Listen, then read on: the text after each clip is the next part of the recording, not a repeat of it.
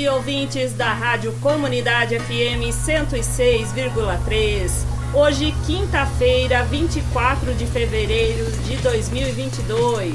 Eu sou Renata Saia, jornalista, e este é o Comunica Assisp, o programa da Associação Comercial e Industrial de São Pedro, aqui na Rádio Comunidade FM. Eu desejo também um bom dia ao Ernesto Braganholo, que está presente conosco. Bom dia, Ernesto. Bom dia, Renata. Bom dia a todos que nos ouvem aqui na Rádio Comunidade FM 106,3. Quero dar um bom dia a todos os nossos associados, de São Pedro, Charqueada, de Santa Maria da Serra e de Águas de São Pedro. E quero aproveitar também nesse dia parabenizar o Mercadão dos Óculos, hein? Está fazendo 2 anos de atividades comerciais hoje. Ah, exatamente. Isso. É a Jane do Mercadão, parabéns. E também quero agora, aproveitando o momento, quero me despedir da presidência da CISP, que foram 2 biênios, 2018, 2019 e 2020 e 2021, que estive na frente lá representando aí as empresas de São Pedro, da região, Santa Maria da Serra, Charqueada e Águas de São Pedro. Foi muito bom, foi uma experiência ótima, estar à frente da associação. E agradeço a todos que confiaram no meu trabalho, que confiaram nas programações da associação. E estamos aí também novamente. Estou voltando da presidência do Conselho. Agora como presidente do Conselho Consultivo, Isso. Ernesto? Perfeito. Continuo na associação também como presidente do Conselho Consultivo. Um cargo de bastante responsabilidade também, né? Exatamente. E nós já temos um novo presidente, Ernesto? Temos sim, é o nosso amigo Flavinho Castelar, hein? E por falar, ele é muito experiente, porque ele esteve na frente da Associação Comercial como presidente de 2006 a 2011 e depois de 2014 a 2017. Então é um rapaz muito experiente e responsável que nós temos na presidência da Associação Comercial hoje.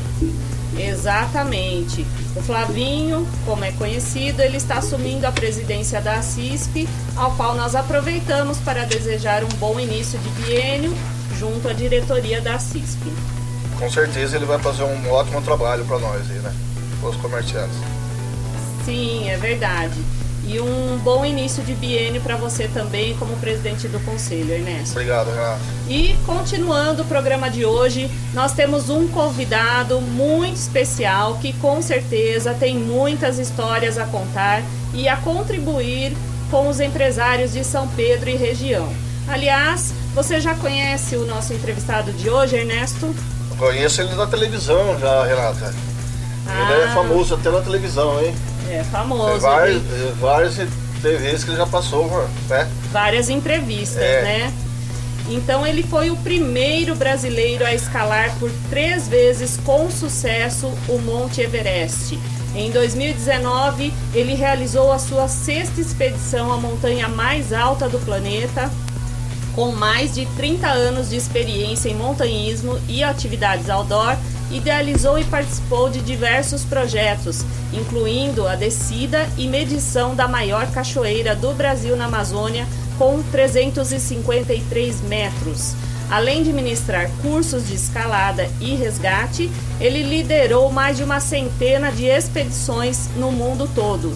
Rodrigo Raineri, seja bem-vindo. É um prazer recebê-lo em nosso programa hoje.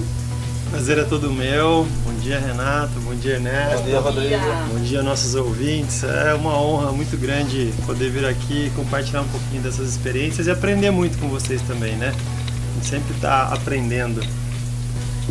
Rodrigo, você é formado em engenharia de computação e também é empresário, palestrante e consultor, mas a grande maioria das pessoas o conhece como alpinista.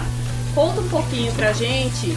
Eu acho que também esse esporte tem uma magia da aventura, Conta pra gente um pouquinho como começou a sua história com o alpinismo. Com que idade? Eu sempre gostei de ambientes naturais, Sou natural de Ibitinga, aqui no interior de São Paulo. eu estudei em Rio Claro, no ginásio Quelhe, sempre vinha para essa região das costas de Botucatu com o colégio, né? A gente vinha aí para Tirapina, Charqueada, Batovi, né? Então, Piracicaba, essa região para mim aqui sempre foi algo que me lembra a infância. E agora eu tô morando aqui em São Pedro, né? Tô morando lá no Alto da Serra, próximo da rampa de voo, faço voo livre também, sou sócio do Clube São Pedro de Voo Livre. O lugar lá em cima é incrível, o bar da rampa, convidar todos os convidados para ir lá, né, dar uma olhadinha, porque é um lugar maravilhoso. E quando eu estava no final da minha faculdade, eu fui fazer um estágio, né, um estágio obrigatório, na Holanda. Então o meu estágio eu fiz na Holanda e passei 6 meses morando na Europa e fui para a França, onde está Chamonix, que é a cidade berço do alpinismo. A primeira montanha que foi escalada esportivamente falando foi o Mont Blanc, né, que está entre a França e a Itália. Aqui nos Andes nós tivemos escaladas dos povos antigos que subiam e faziam oferendas, né? Então nos altos cumes aqui da Cordilheira dos Andes foram encontrados múmias, encontrados objetos de escaladas religiosas. Mas esportivamente falando, a primeira montanha a ser escalada foi o Mont Blanc. E lá tem uma universidade que você precisa estudar para se formar guia de montanha. Então no último ano da minha faculdade eu descobri, né, que eu poderia ser guia de montanha. Aí eu falei, poxa, eu quero ser alpinista profissional. Aí eu voltei para o Brasil, terminei a minha universidade, né, a faculdade lá da Unicamp, e abri uma empresa de viagens e turismo e comecei a trazer o pessoal aqui para a Serra de Itaqueri, para Ilha Grande. Eu tive uma pousada na Ilha Grande, né, fomos expandindo aí para operações na Argentina, Bolívia, Equador, e de repente, a hora que eu me dei conta, tinha já levado as pessoas para escalar na África, na Rússia, no Monte Everest na Ásia, na Antártica, no Alasca, na Indonésia. Você levava as pessoas nessa época, Exato. Mas você não escalava? Ou você já escalava? Eu escalava primeiro como esporte, né, como hobby. Eu gostava de escalada, participei de campeonatos brasileiros.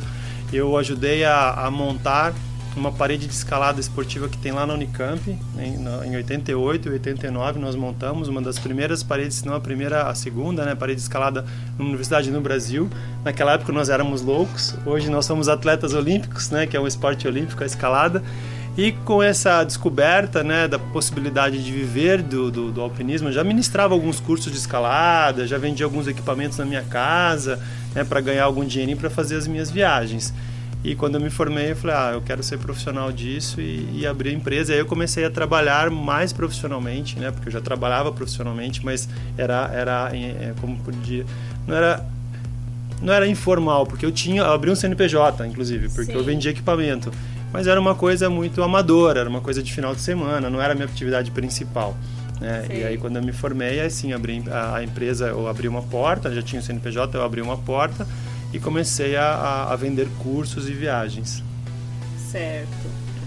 E quais foram os maiores desafios que você enfrentou durante as escaladas? Inclusive você já enfrentou avalanches, é isso? Exato. Eu já, graças a Deus, passei por muitas histórias, né? Infelizmente algumas não tão boas, mas no caso das avalanches, quando a gente estava escalando a face sul do Monte Aconcagua, eu fiz a escalada 2 vezes. Eu tentei uma primeira vez, não conseguimos chegar ao cume, descemos e nós voltamos de novo no ano seguinte, aí sim a gente conseguiu chegar no cume. E nessa parte final, imagina quando chove, você tem um telhado e a água escorre pela calha, pelos lugares mais baixos do telhado. A montanha é a mesma coisa, você tem uma montanha que é uma pirâmide e lá em cima ela tem uma ponta, mas depois ela é como se fosse um telhado. Só que imagina um telhado que tem 800, 900 metros de comprimento, né, por quase 3 km de largura. E a gente estava lá embaixo, num funil, bem no lugar onde caem algumas avalanches. Então, tem aquela avalanche que é de neve fofa, a neve que está caindo, ela vai acumulando, depois ela escorrega, vem como se fosse uma onda de pó que tenta te levar. E tem essas avalanches que são as avalanches de placa, que quando a neve fica muito tempo compactada, ela forma um gelo duro, igual esse gelo que tem no congelador. É uma placa dessa, quando desce, né, ela é essas avalanches gigantescas que a gente às vezes vê na televisão, que destroem cidades inteiras, né?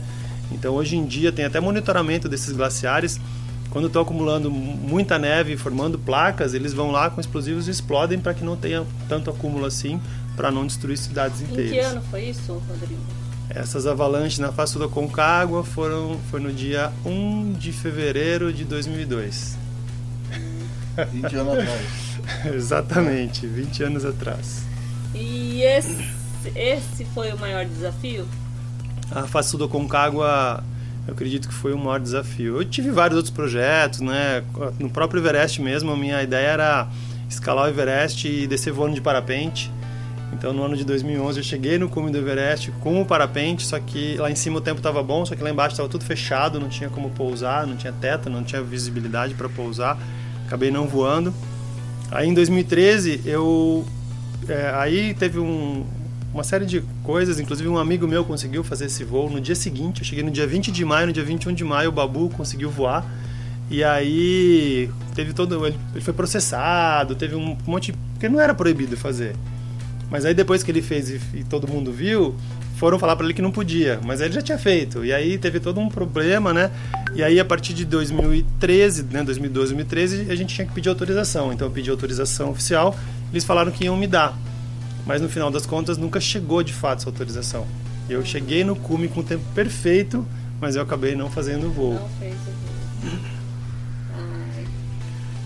E o que motiva você, o que motivou você a continuar, mesmo diante de tantos desafios e de tantos, né, tantos problemas, né, que você enfrenta numa escalada desse nível? Da fatalidade também que aconteceu, né? Sim, você estava inclusive com o Vitor Negretti. Em 2006 eu perdi um grande amigo, né, o melhor amigo da época, entre os melhores amigos, né? Era seu parceiro de escaladas, O que aconteceu? Eu tenho vários amigos muito bons, que a gente viaja juntos, se diverte juntos, escala, voa, acampa, enfim. Só que o Vitor foi o cara que topou escalar a Fácil do Aconcagua comigo. E a partir do momento que ele topou escalar a Fácil do Aconcagua comigo, a gente entrou num sistema de treinamento, de foco na expedição, para realizar aquilo lá, e foi tão intenso que a gente se aproximou demais.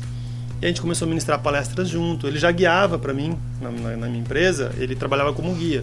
Já tinha uma proximidade, mas a gente se aproximou muito e a gente acabou ficando, né, praticamente sócios em palestras, em uma série nas expedições, a gente trabalhava junto, né? E em 2006 o Vitor acabou falecendo lá no Everest, foi muito triste, eu pensei em parar. Você estava com ele? Você estava escalando com ele? Eu que organizei as expedições todas, Sim. né? Eu que organizava. E no dia do acidente do Vitor eu estava na base. Ele estava indo para o cume e eu estava na base. A gente aconteceu uma série de problemas assim, porque a gente tem que se acostumar à altitude. A gente tem que acostumar o corpo à altitude. Então a nossa aclimatação acontece em fases diferentes. Então eu fiz uma aclimatação. O Vitor falou, não preciso fazer essa última fase de aclimatação. Eu dormi a 7.800 metros de altitude sem oxigênio e desci para descansar. E o Vitor falou, não preciso fazer esse ciclo. E quando eu cheguei, que eu estava muito cansado, veio uma janela de bom tempo, porque o tempo lá é sempre ruim, né? E quando o tempo melhorou, o Vitor falou, puxa, eu quero aproveitar. Eu falei, cara, manda ver, eu não consigo, eu estou cansado, eu preciso descansar. E aí ele subiu. Então eu estava na base e ele estava atacando o cume da montanha. Então nós estávamos na mesma expedição, mas não estávamos juntos, né? Eu estava 3 dias de escalada do Vitor. Ele chegou no cume, cume, né? Até hoje não é o único brasileiro a chegar ao cume sem oxigênio. Ontem eu recebi um WhatsApp de um grande amigo, o cara que machucou o braço e acabou indo para o Everest para tentar escalar sem oxigênio, já chegou a 8.500 sem oxigênio. E eu recebi um WhatsApp dele ontem dizendo que ele vai de novo agora. Nem sei se podia falar, mas enfim. E tá indo para lá. E o Vitor até hoje é o único brasileiro que chegou no cume sem oxigênio, só que ele teve uma série de problemas e não conseguiu descer. Então ele acabou falecendo em 2006. Na descida, né, Rodrigo? 80% dos acidentes em montanha acontecem na descida. É. E aí eu pensei em abandonar o alpinismo, pensei em parar. Mas 2007 foi um ano bem difícil, mas eu resolvi que eu precisava continuar fazendo aquilo que eu gostava, que é ambiente natural, isso montanha. Que eu ia te perguntar, como você superou isso? A gente sabe que todo mundo tem problemas, os empresários também passam por muitos desafios. E como você superou tudo isso, né? Você tinha um parceiro que estava ali, que você praticamente presenciou ali na mesma atividade, junto com ele, a morte dele. Como você conseguiu superar isso e continuar com essa atividade, continuar, né, tentando alcançar os seus objetivos? O que te motivou? Então, essa pergunta que você me faz, eu me fiz uma vez. Quando eu subi a face do Aconcagua, desculpa, eu tive congelamento nos dedos do meu pé esquerdo. E eu fiquei 2 dias depois que eu desci. Eu não queria sair andando, porque quando você congela, você perde sensibilidade. E se você continuar andando, você pode machucar mais ainda do que já está machucado. E aí eu fiquei num refúgio, esperando o tempo abrir para ir embora de helicóptero. 2 dias. E um amigo meu me trouxe um livro de um cara que perdeu o irmão numa escalada. E depois que ele perdeu o irmão, ele também congelou alguns dedos e perdeu... Eu não perdi nenhum dedo, mas ele perdeu os dedos e tal. E ele se tornou um grande alpinista, mesmo depois da perda do irmão. E eu me perguntei, falei, nossa, como é que esse cara conseguiu, né, o Reinhold Messner, como ele conseguiu, né, seguir depois de perder o irmão numa escalada? Isso em 2002. Em 2006, né, aconteceu o acidente do Vitor. E hoje eu entendo, né, o Reinhold Messner. Acho que o mais importante é que nós estamos aqui de passagem, todos nós, Sim. E todos nós temos problemas. Tive vários incentivos de vários amigos, muitas, né, as pessoas, a família, as pessoas nos incentivam, nos ajudam. Mas teve um cara em especial, o Emílio, que ele teve um problema na vida dele. Ele contou essa história para mim, falou, Rodrigo, eu tive um problema. E depois de 4 anos, eu percebi que eu não ia conseguir mudar o que tinha acontecido. Ele acordava todo dia tentando mudar o que já tinha acontecido, mas você não vai conseguir mudar o que aconteceu, né?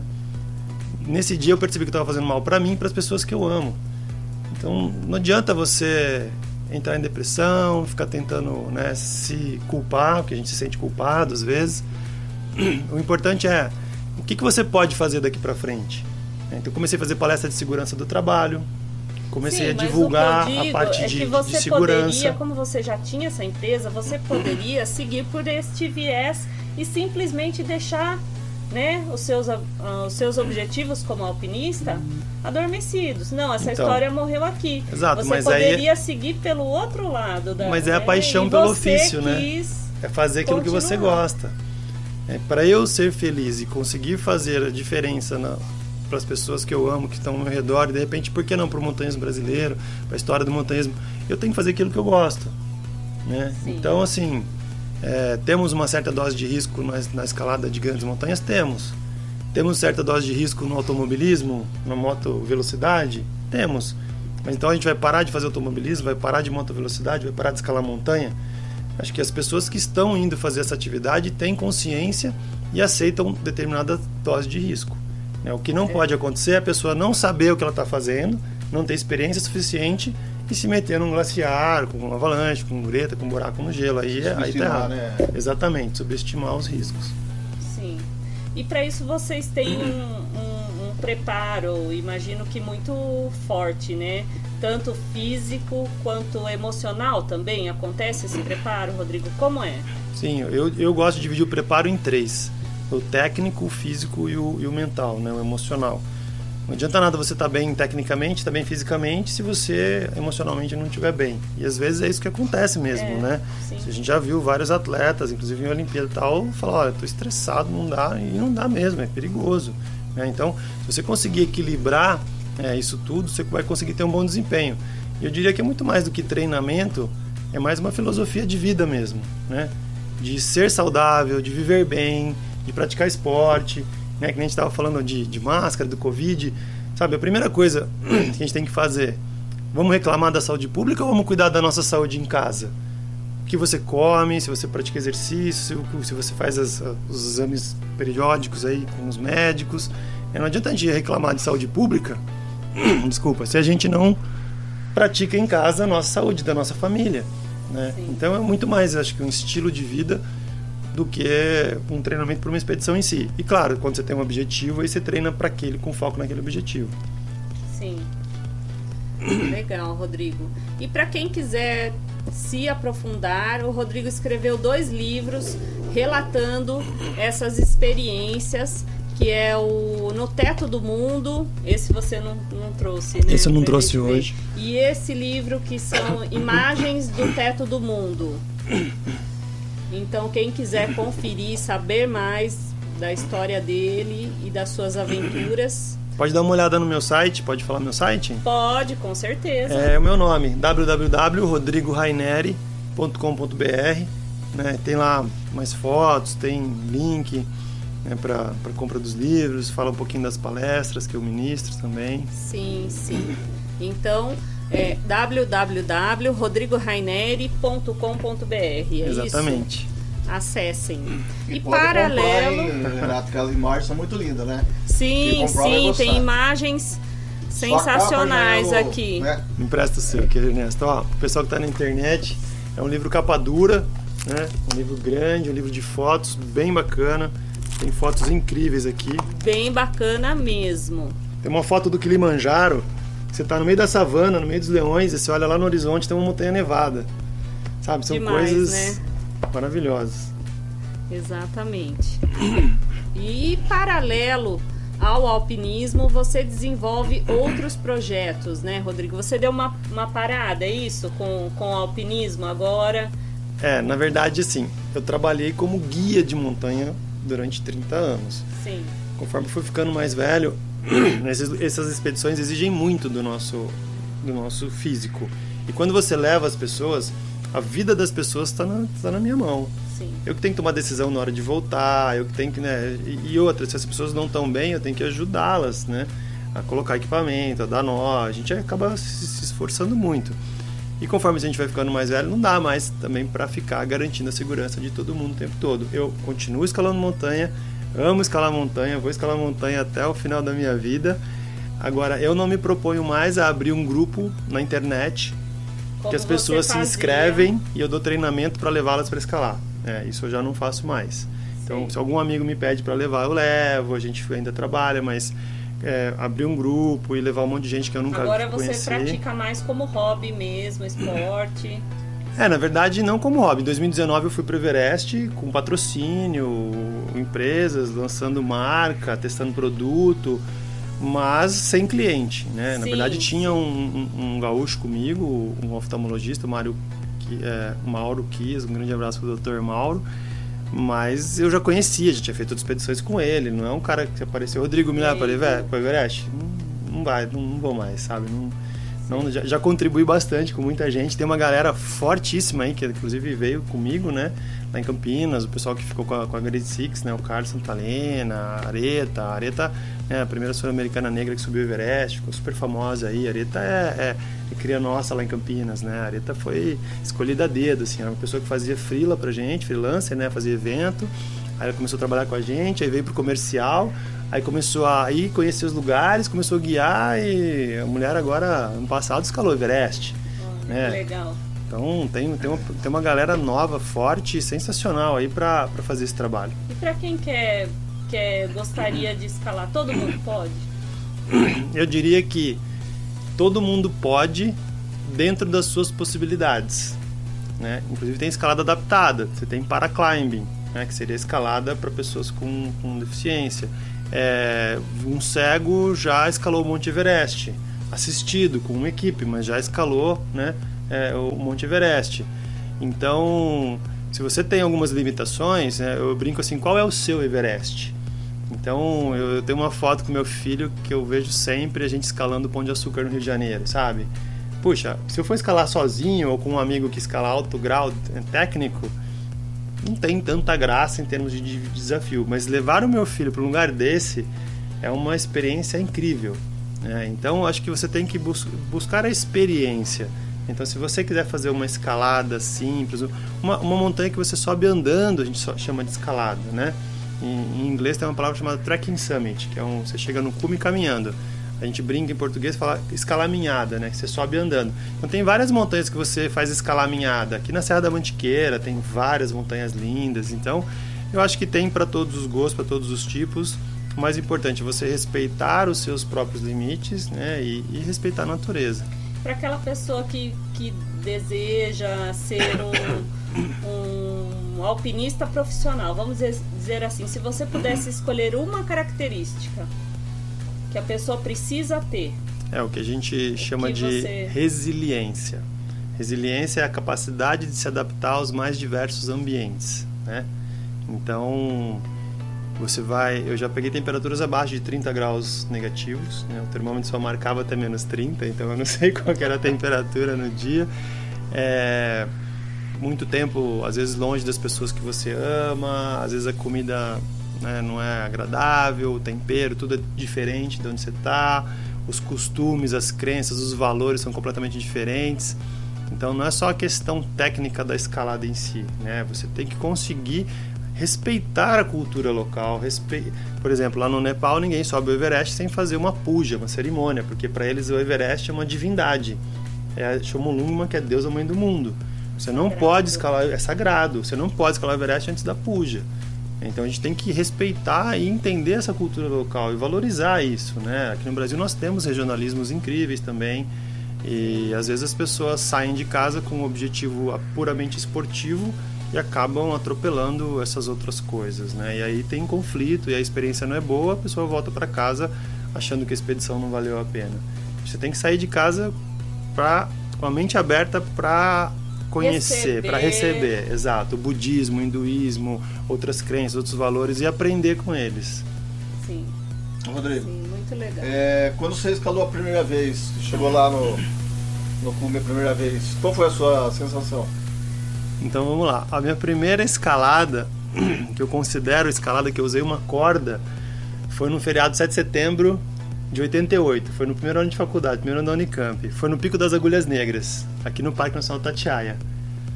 Foi uma sensação incrível, assim, foi uma sensação de empoderamento, falando, nossa, que legal, eu consigo, pode fazer, né?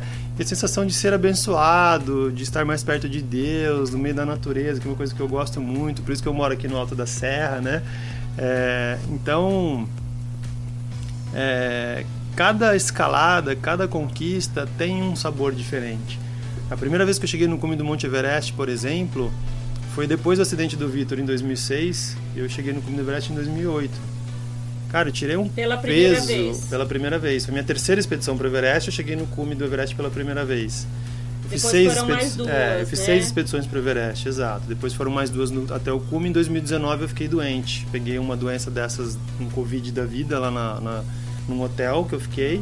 Comecei a vomitar, desidratei e vim resgatado de helicóptero embora. Mas enfim, até me perdi, eu estava falando do cume, né? Da sensação. Isso. No cume do Monte Everest, a primeira vez, foi um alívio, sabe? Foi um perdão, assim, sabe? De me perdoar, de ficar em paz com a natureza, com o Everest, com o Vitor, né? Porque eu me culpava. É difícil, né? Digerir um processo desse, né? A Face do Aconcagua, por exemplo, nossa, foi uma sensação... Só que quando você chega no cume, não terminou. É metade do caminho, você tem que voltar tudo, você tem que descer. 80% Isso que eu queria te perguntar. Então você comemora, mas não é que aquela comemoração acabou, é uma comemoração, acabou essa etapa, cheguei no cume, agora eu tenho que voltar para casa. Isso que eu queria te perguntar, essa sensação, você consegue dimensionar quando você chega lá? Porque tem o cansaço físico, mental e tudo, né? Tudo junto e misturado, você consegue... Falta de oxigênio. Você consegue ter essa dimensão? Poxa, foram tantos dias, eu cheguei, foram tantos desafios, mas eu tô aqui. Ou eu tenho uma mistura? Eu tenho relato de amigos e amiga, inclusive a doutora Anelisa Boscarioli, que também é uma cirurgiã plástica lá de Campinas, foi a primeira brasileira a escalar o Everest. A Anelisa não lembra 100% do cume dela. Olha. De emoção, de cansaço, de tudo misturado, né? Existem algumas pessoas que relatam realmente que não tem essa consciência. Eu não sei, eu sempre trabalhei muito essa questão da consciência, né? Então, eu lembro cada detalhe, como eu estava chegando assim, de ficar emocionado, de ajoelhar, sabe, agradecer. Nossa, eu lembro cada detalhe. Deve ser uma sensação fantástica, indescritível. E quantos dias, Rodrigo, para chegar ao cume do Everest, por exemplo? Uma expedição para o Monte Everest dura em torno de 2 meses a 2 meses e meio. A minha expedição mais longa foram 89 dias, saindo de Guarulhos, chegando em Guarulhos, né, no aeroporto. E a expedição mais curta de um cliente, de uma pessoa, né, que eu levei, que está indo agora, o Carlos. Ele chegou depois, porque eu cheguei antes para organizar a viagem e voltei depois. Ele fez São Guarulhos em 42 dias. Então, Guarulhos, cume do Everest, Guarulhos em 42 dias. Muito rápido, né? Claro que... Por quê? Porque se a gente tem um processo de aclimatação, se você já tem um processo de aclimatação, você consegue subir rápido a montanha. Você vai para cima, não tem problema. Agora, do preparo de cada se você estiver, não é acostumar à altitude, não é nem preparo, é aclimatação à altitude, é aumentar a quantidade de glóbulo vermelho, aumentar. Isso vai acontecer lá. São transformações fisiológicas que só acontecem em altitude. Mas lá no local, o cara lá no local. Não tem como. Se você pegar uma pessoa, colocar lá no cume do Everest, quando você está no avião, eles não falam máscara de oxigênio vão cair. Você tem que botar oxigênio porque em menos de um minuto você desmaia e depois você vai a óbito. O avião estava na altura do cume do Everest. Se pegar uma pessoa e colocar no cume do Everest, em poucos minutos ele desmaia e depois ele apaga, morre, né? Então a gente tem que... Mas cada pessoa tem um tempo. É isso que você estava explicando. Cada pessoa tem um tempo. Existem vários estudos, nem todos conclusivos, né, sobre esse processo. O consenso é que o organismo demora em torno de um mês, consenso médico, né? Que demora um mês para se aclimatar à altitude. Mais que um mês você começa a perder o seu condicionamento físico e não ganhar mais altitude. Então, a princípio, o período ótimo para você tentar atacar o cume de uma montanha é depois de um mês que você já está lá subindo e descendo, se expondo à altitude. Certo. Isso é cientificamente meio que comprovado. Se você estender demais esse tempo, você, a princípio, começaria a perder o seu condicionamento físico. Você está lá no acampamento, comendo mal, dormindo mal, sem oxigênio, então tem um desgaste todo. Um desgaste muito grande. Então o desgaste acaba sendo maior do que o que você está ganhando em termos de aclimatação. Sim. Rodrigo, eu com esse porte físico meu aqui, preparo físico 100%. Você tem isolamento térmico. Se eu sair de Guarulhos e para ir para lá, eu acho que em uma década eu volto de novo para Guarulhos. Imagina, você tem isolamento térmico e você tem energia aí para ficar na montanha com a gente lá.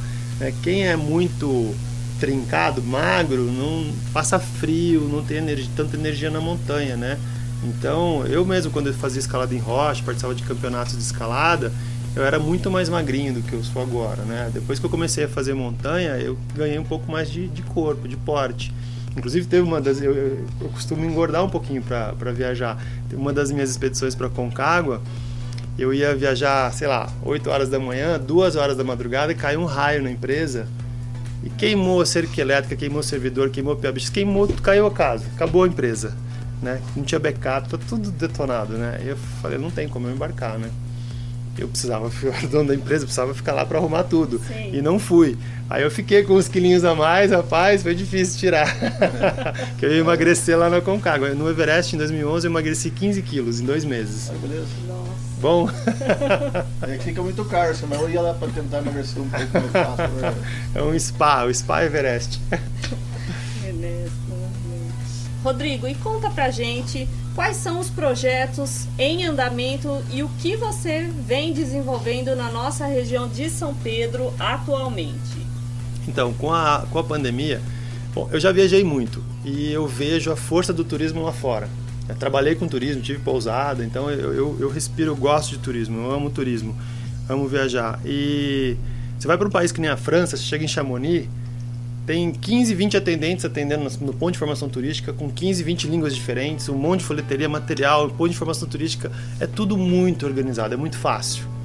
Você chega na Rússia, eu desembarquei e meu transfer não estava lá, eu cheguei antes do grupo para organizar tudo e não tinha lá o cara que eu tinha contratado. Eu demorei quase meia hora para conseguir falar com alguém que falava um pouquinho de inglês e ele me emprestar o celular dele, porque eu não tinha como conectar no Wi-Fi do aeroporto na época, para eu falar com o meu transfer. E ele falou para mim, com o meu transfer, falando que o transfer estava atrasado, mas que era para eu esperar no portão tal.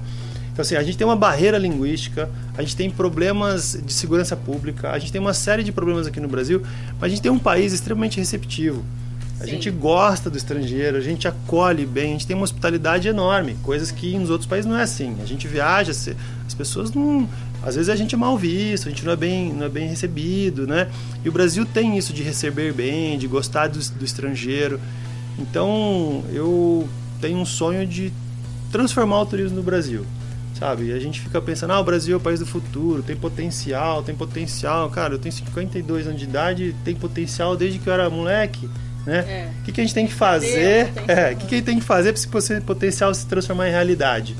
Então, a gente desenvolveu uma plataforma, uma ferramenta, que é um aplicativo, né, de turismo para divulgar os nossos atrativos. Esse é um projeto seu? um projeto meu, é uma empresa, né, uma startup de tecnologia, uma empresa de tecnologia. Eu me formei em engenharia de computação, né, na Unicamp, eu nunca tinha atuado diretamente na área. Então hoje eu tenho uma startup, eu deixei a minha empresa de viagens e montei essa empresa de tecnologia para trabalhar, para divulgar os nossos atrativos. Então hoje o aplicativo está em 8, na verdade hoje a gente acabou de passar para o italiano, está em 9 línguas. A gente consegue divulgar a rede hoteleira, os atrativos, os restaurantes, o apoio, né? A infraestrutura de apoio ao turista é super importante, né? Caso ele tenha algum problema, os serviços.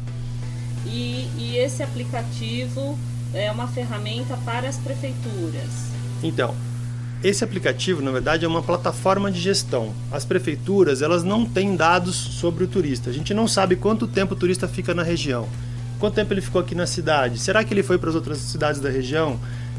Teve um evento há 2 anos atrás lá em Campinas que o governador estava criando, né, junto com a Azul e tal, um stopover, ou seja, todo mundo que pegar um avião podia parar em Campinas sem taxa e ficar 4, 5, 6, 7 dias, 10 dias e fazer um roteiro aqui no estado de São Paulo. E aí foi perguntado na época, quem tem um roteiro de 7 dias, de uma semana, né, de 10 dias para oferecer para um brasileiro mesmo que está fazendo uma escala em Campinas? Ninguém tinha. Então a nossa busca é criar esses roteiros regionais, divulgar esses roteiros regionais, e o usuário, usando o aplicativo, a gente vai ter dados, o mapa de calor, a gente tem a localização dele, então a gente sabe quanto tempo ele ficou na região, se ele visitou outras cidades, a gente sabe, né, ele tem os favoritos, a gente sabe as buscas, quais as palavras mais buscadas. Então, por exemplo, né, a gente já está implantado em Brotas, está implantado em Águas de São Pedro, estamos implantados lá em Charqueada, estamos em processo de implantação aqui em São Pedro. Nós vamos lançar, acabei de falar com a Clarissa, era para lançar agora no aniversário da cidade, mas ia misturar muito com as outras festividades, então a gente achou melhor deixar uma data específica para isso. Então, na segunda quinzena, né, do mês que vem, de março, a gente deve fazer o lançamento do aplicativo aqui em São Pedro. E a ideia é que a gente consiga, então, o usuário ele vai ter acesso a todas as informações atualizadas e apenas as informações de relevante interesse turístico, porque não adianta nada você procurar e vir um monte de lixo. A gente faz buscas hoje na internet, nossa, tá difícil achar o que a gente quer, de tanto lixo que tem. Sim. Então a gente tem que fazer esse filtro, colocar só coisas interessantes, né, pro turismo, e aí oferecer isso em várias línguas. Então o turista ele pode mandar correção. Se tem um lugar lá que tem acessibilidade, o aplicativo não diz que tem, ele pode, olha, aqui tem acessibilidade. Então a gente vai melhorando o que a gente chama de inventário. Exato. Então a gente vai melhorando esse cadastramento desse inventário. E o que não sei se as pessoas sabem, uma estância turística aqui no estado de São Paulo recebe dinheiro do estado para investir no turismo. Sim. Então o título de estância dá para São Pedro no mínimo 2,5 milhões por ano de verba estadual para investir no turismo. E existe um ranqueamento. As instâncias que ficarem piores vão deixar de ser instância, e outras cidades vão passar a ser instância. Então, se você perder o título de instância, você está perdendo verba do governo estadual. Então, essa plataforma ajuda, inclusive, a você melhorar o seu ranqueamento. Então, tem uma série de vantagens aí para a gestão pública, para as tomadas de decisão. E o usuário vai ter um aplicativo de busca dos sonhos, gratuito para todo mundo, dos sonhos. Assim. Para mim, eu estou fazendo um aplicativo que eu gostaria de usar, que eu nunca encontrei no mundo inteiro. Muito interessante, Rodrigo. Projeto muito bacana aí, está sendo desenvolvido no estado de São Paulo todo. Então, na verdade, a minha proposta é global, né? A gente quer ser global, divulgar o Brasil lá fora e tudo mais, mas a gente tem que começar por algum lugar. Onde que eu comecei? Minha cidade natal, que é Ibitinga, em que as pessoas me conhecem, me dão credibilidade, sabem do seriado do trabalho. Aí depois a gente tem uma parceria com o Senac, eu já dei aula de pós-graduação aqui no Senac, em Águas de São Pedro, em ecoturismo, tinha uma pós-graduação em ecoturismo aqui, inclusive alguns secretários de turismo na época eram meus alunos, né?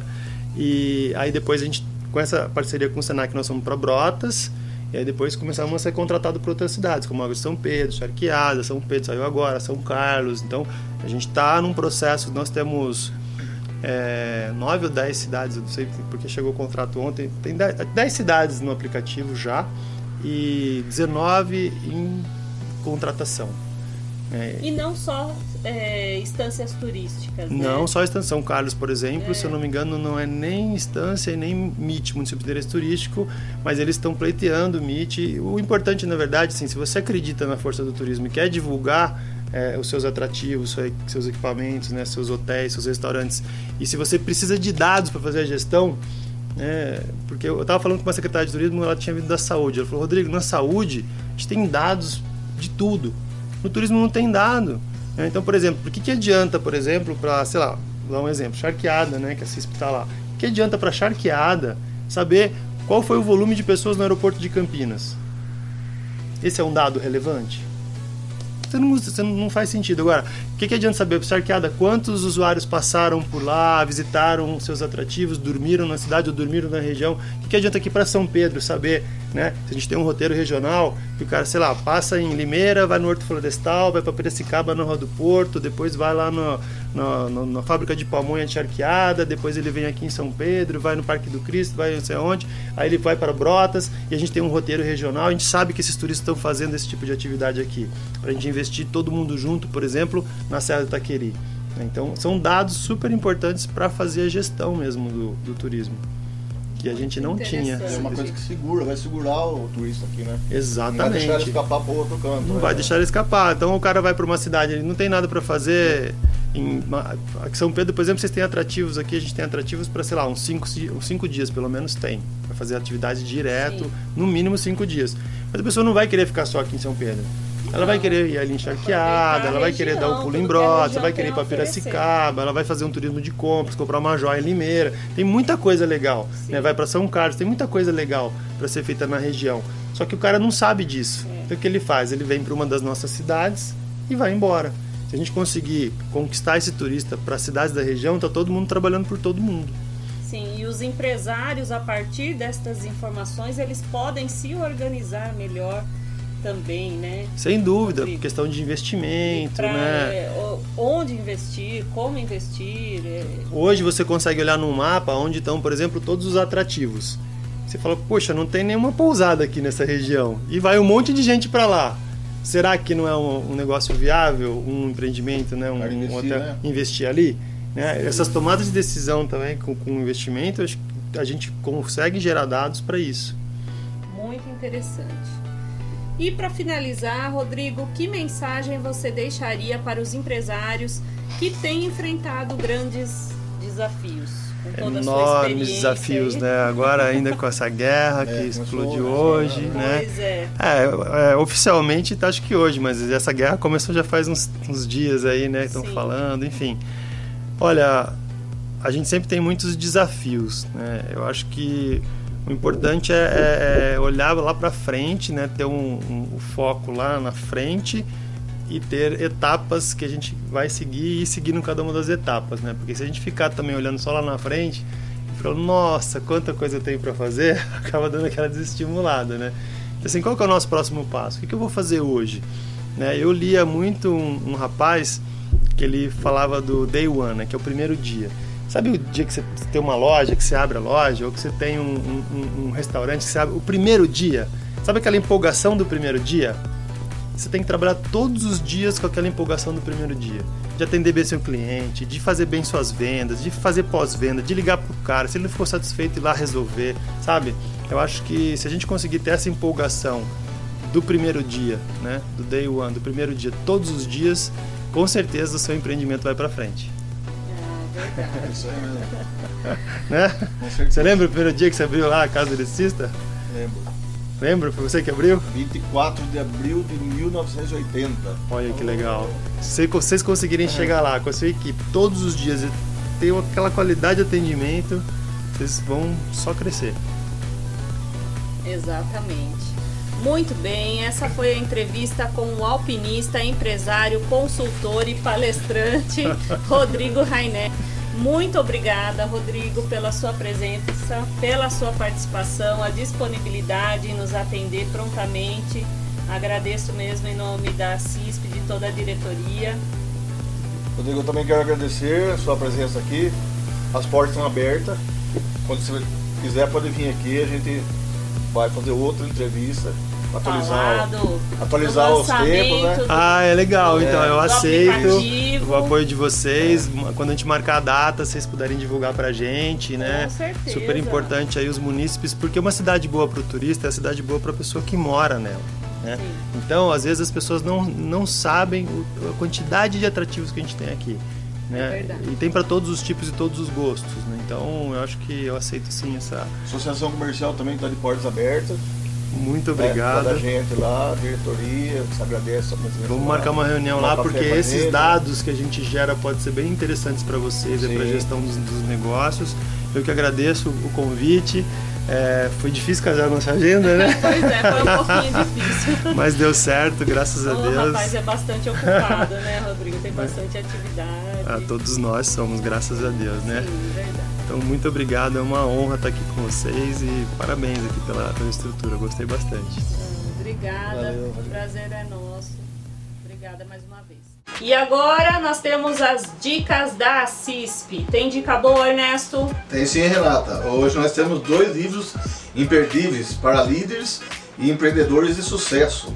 O primeiro é Finanças para Empreendedores e Empresários. Como ter um negócio sustentável financeiramente. Roteiro básico para empreendedores, o livro serve de guia para melhorar a gestão financeira de um negócio embrionário. O prefácio fica a cargo de Luísa Helena Trajano, Magazine Luiza, considerada uma das mulheres mais influentes do mundo. Autores Cleiton Nogueira e João Paulo Ewakel, editora Alta Books. E o segundo livro é A Criação de Novos Negócios, Empreendedorismo para o Sucesso para o Século XXI, editora Elsevier. O livro trata do verdadeiro processo para criar uma nova empresa, fazê-la crescer, realizar uma colheita bem-sucedida e começar de novo. Existe uma quantidade de substancial de conhecimentos, conceitos e ferramentas que os empreendedores precisam conhecer, se quiserem usar as chances a seu favor. Muito do que já se sabia foi reforçado e aperfeiçoado, mas algumas coisas foram desafiadas. Surgiram inúmeros novos insights. Esta obra é produto da experiência e de uma considerável pesquisa nessa área, enraizada na aplicação do mundo real e aperfeiçoada em sala de aula. E a terceira dica de hoje é o podcast Like a Boss, apresentado por Paulo Silveira, CEO do grupo Kailun Alura, e Rodrigo Dantas, CEO da Vindi. Foi gravado em formato de série. Cada temporada traz 6 conversas com grandes líderes e fundadores de startups e empresas inovadoras, conhecendo suas decisões e como trabalham.